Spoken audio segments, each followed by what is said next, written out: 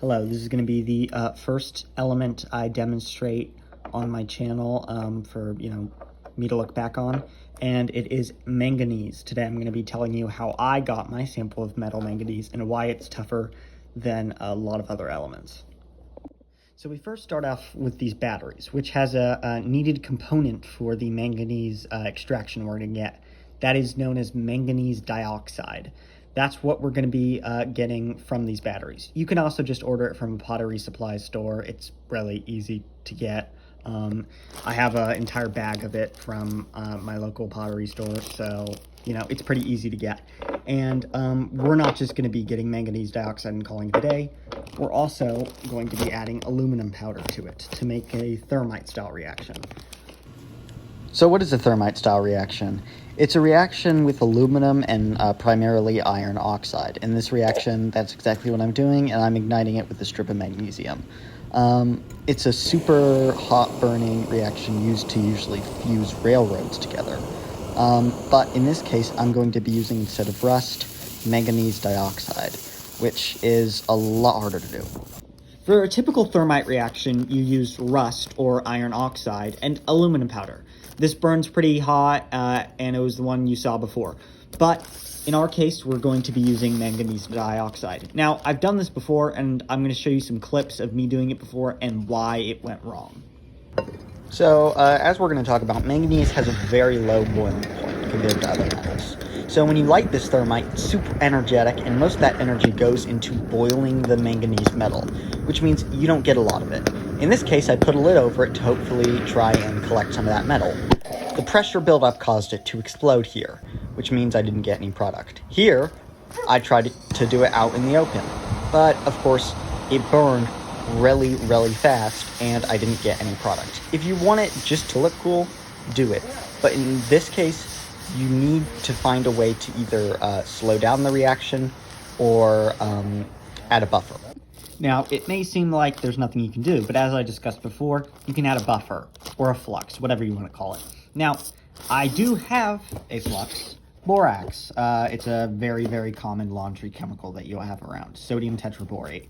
But the thing is about borax is it's glassy and it's not the best flux ever. If you look online, there's calcium difluoride is a great one, but unfortunately I don't really have access to that and I don't really want to go buy it. So borax is good at slowing down the reaction rate, and hopefully I'm going to try it out and maybe get some better manganese metal. Okay, so here's my bag of my thermite. I can't say this again, but don't do this. Hopefully this should be a lot less reactive this time, but it's not safe to do this. So I have a little metal bucket here full of sand, so then that absorbs most of the heat and it doesn't go all over the concrete, but you probably want to do it in a graphite crucible. Fortunately, last time I did that, it exploded, so this time I'm going to use a metal one that hopefully won't explode. Let's pour it out here. I would make a little indent just because that's what I would do, and it'll give the area, or what's it called, the metal a place to settle. So after you have this here, nothing will ignite it really. In my opinion, I think the only thing that will is potassium permanganate and glycerin, or just a stick of magnesium will work pretty much for any thermite. Burns at like 200, or 2000. So hopefully this should work, and maybe I can get some metal. I don't know, but I guess we'll see. So now that that's all there, there's a bunch of borax in there, there's a bunch of flux. It should, yes, hopefully. I guess we'll see. Now it's back up here.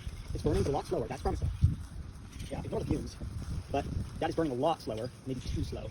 Or maybe not. See molten metal, but I guess I'm just gonna go wait.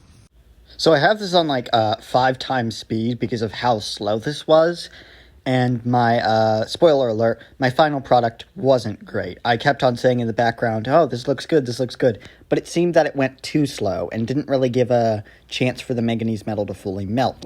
Again, so the second batch didn't go so well. I think it was because I added too much flux, which is to be expected for the amount I added. I think I evened it out this time. Then again, I've been eyeballing it, so I'm not a proper chemist, so don't expect too much from me. But here's round 2. This may be way too reactive. I don't know. I guess we'll see. I have no idea how reactive this is going to be. So I muted it because the wind was going crazy and you could barely hear anything. But this is around the time that I realized I just need to put a lid on it, because at the end of the day, I couldn't get anything from it, and no matter how much flux I added, it wouldn't go well. So I'm going to try that. Okay, so here's my final test to see if I can actually make some proper manganese metal. So as you can see, I have a lid on this time. I think it's just going to melt straight through this. But, I'm willing to risk it because I'm desperate. So I don't really care if it melts through. I just need to collect some of that manganese vapor.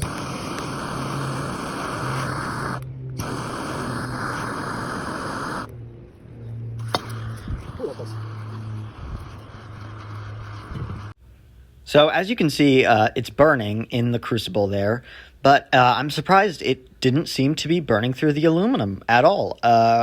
Maybe the vapors weren't as hot as I thought, but anyways, this reaction was actually very successful. Well, considering my past reactions. It was fast, but not too fast, and it ended up having a lot of manganese vapor on the edges of the crucible, as you'll see here in a second. Okay, so after a while of rummaging around the slag, I finally got this stuff, which may not look like much, but I have strong reason to believe that this is mostly pure manganese metal. Now, I didn't want to hit too hard because manganese metal is brittle, and I'm kind of scared that I'll ruin all of that. So I'm just going to leave it at this. So there's going to be like a little aluminum coating. But my reason for believing this is manganese is naturally paramagnetic at room temperature. It means it doesn't attract metals, but a strong little magnet like this one can attract it because of it having 5 unpaired electrons. So just as like, what's it called, a test. Shit, okay, not that one. But these pieces, these smaller pieces, are mostly pure manganese metal here. And that paramagnetism wouldn't happen if it was just mostly aluminum oxide slag. I found my best results when it came to putting it in a container and letting it boil. It looks like that piece really manganese. And I don't think these are any iron impurities either, because I didn't have any iron in the mixes at all. But there's that small one. Maybe that's like really, really pure. I don't know if you can see that. But I'm not sad about my product, but I may post a video in the future doing it better. So although this manganese sample isn't the best sample I've made, I will show you that I'm not a total sham and that I have created some good thermites. This is my silicon dioxide thermite with blended up glass and aluminum powder. I think it looks pretty, and it is relatively pure silicon with a little bit of aluminum stuck to the back, but that's okay. I also have my iron thermite here. Iron thermite's easy, not really impressed, but I can do other thermites. My favorite one, though, actually is my chromium thermite. You can barely see it, but it's oxidized, but it is pretty much pure chromium. So there are other thermites you can do. This one's just a hard one simply because of manganese's low boiling point, and there's other ways to get around this, like coarse aluminum or better flux, and I'm going to post another video trying to get another one, but this is part 1.